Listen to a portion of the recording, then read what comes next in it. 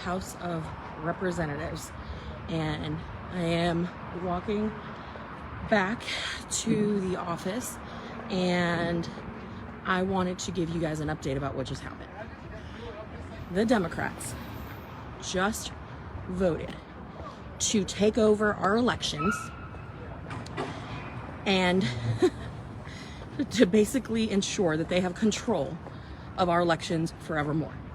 So I'm going to give you a quick rundown on what happened, what is in this bill, the so-called voting rights bill, and what comes next, because that's really important, but then what you can do about it. This is really important, so just bear with me. I'm going to run through this. First and foremost, share this video because we have got to get the word out to everybody. That is important. We've got to share what happened because the media is not going to cover this. So today, the House of Representatives, just now, I was on there and I was casting a hell no ballot, voted to federalize our elections. You're probably wondering, what does that mean? They took two bills, two dangerous bills, H.R. 1, the For the Politicians Act, and H.R. 4, and created a love child. They took an old NASA bill and gutted it, and then tucked all of this egregious language into the NASA bill.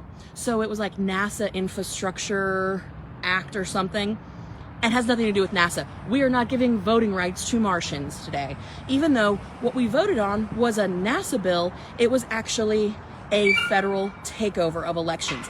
That right there ought to tell you, if they cannot even name the bill, they have to gut another bill and then tuck their egregious, horrific language into it. That tells you that they're trying to hide something. Let me tell you what was in this bill.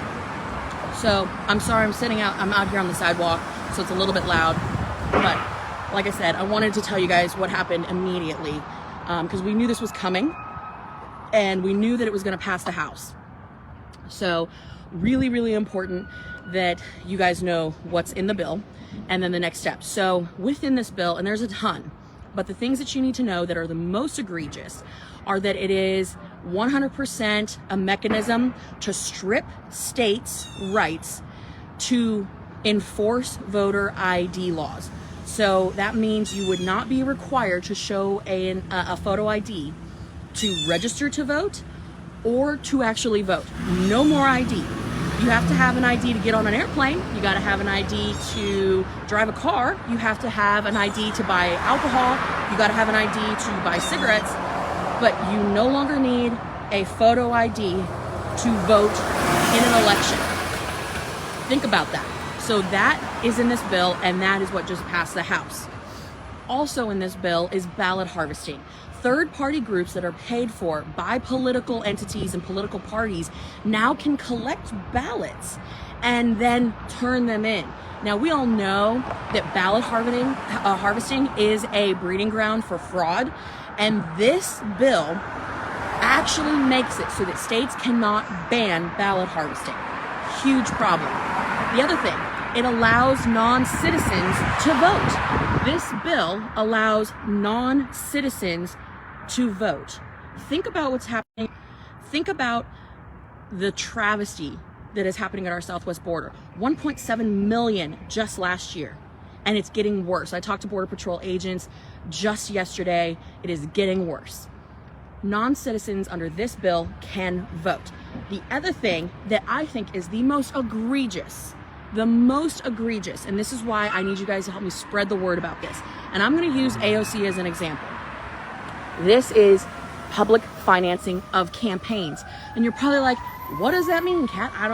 Why is that a problem? Let me tell you why that's a problem. Because the way this bill is written, you now, and you being the taxpayer, me being a taxpayer, we are on the hook for a 6-to-1 match. And I'm sorry, there's a fire engine coming, so hold on 1 second.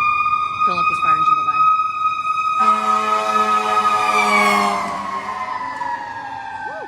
All right, so we are now on the hook for a 6-to-1 match for donations to politicians that are $200 or less. And you're probably like, well, why does that matter, Kat? Let me put this in perspective. AOC, Alexandria Ocasio-Cortez, from New York, the original squad member, the one who's pushing the Democratic Socialist agenda. She raised last election $21 million. $21 million is what she raised. Almost $19 million of that was from donations of $200 or less. Let me repeat that. AOC raised roughly $19 million. It was about $18,893,102. I'm doing this off the top of my head because I'm standing out here on the sidewalk talking to you. Almost $19 million in a single election she raised from donors that was $200 or less. So that's a lot of people, right?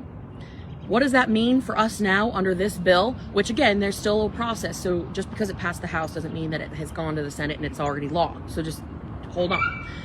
The thing that you need to know is when you have a politician like AOC who raises approximately $19 million in what is called small dollar donations, that puts us in a 6-to-1 match, which means you and me, we don't agree with her, we don't like her, but now we're on the hook to finance her campaign to the tune of $113 million. $113 million.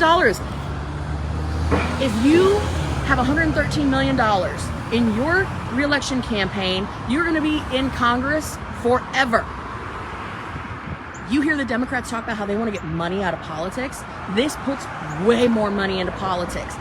This is why they are the party of do as I say, not do as I do, because their actions are 180 degrees opposite of what they are saying. They are not for the people. They are for themselves. They are for the DC bureaucrats and the politicians, and we know it.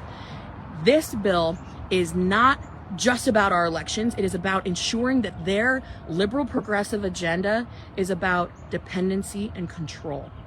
When you think about it, they have this social justice warrior mindset that is all about putting programs in place that aren't hand-ups, right? They're handouts, but these handouts just aren't welfare, right? These are traps. They are designed to trap people into poverty.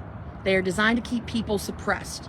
And when you look at this whole big thing that's going on, everything from their election takeover bills to the Build Back Broke plan, all of it, this is all about an agenda that is dependency and control. They make people dependent on government so they can control elections forevermore. And this bill is just one more step that they are taking. So you're wondering, this bill just passed the House. What the heck? What the heck happens next? Is it law? No, it is not law. Just because this bill has now passed the House does not mean that it is law. It now goes to the Senate. The Senate has got big problems. So you have probably been hearing in the news about Chuck Schumer and what is going on with Chuck Schumer. So Chuck Schumer has to blow up the filibuster in order to pass this bill. Keep in mind, the filibuster is what protects the rights of the minority. Right now, the minority are the Republicans. The Democrats, when they were in the minority, used the filibuster just as recently as 2020, 323 times. Now they hate the filibuster. Isn't that funny? It's funny. When the shoe's on the other foot, they kick and scream. Oh my gosh, it's the worst thing in the world, even though they are the most egregious users of it. So now that it has gone to the Senate, you're like, okay, the bill goes to the Senate, what happens? Chuck Schumer's got problems. In order to pass this, he's got to blow up the filibuster. Does he have the votes? No.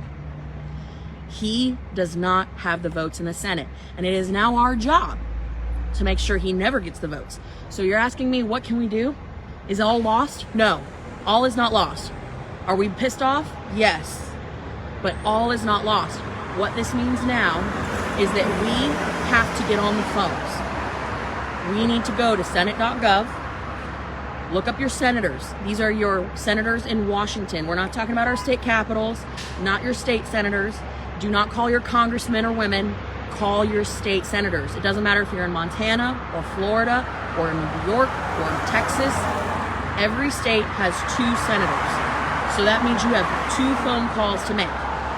You get to call your senators and you get to tell them that 1, you want the filibuster to stay in place. 2, you want them to vote no on the so-called Voting Rights Act. It's not a Voting Rights Act, it's a voting free-for-all. That's what this bill is. So that is the marching orders here. Call your senators and tell them in their Washington, D.C. offices that you do not want them to support the so-called Voting Rights Act. When you call them, you give them your name, you give them your phone number, you tell them you're a resident of the state, whatever state you're in. You tell them you want a response, because it's very important to tell your representatives that you want a response. If you don't tell them explicitly, I want a response, they're never going to respond to you. So give them a way to communicate back to you, be it a phone number, be it an email, an address for snail mail, doesn't matter.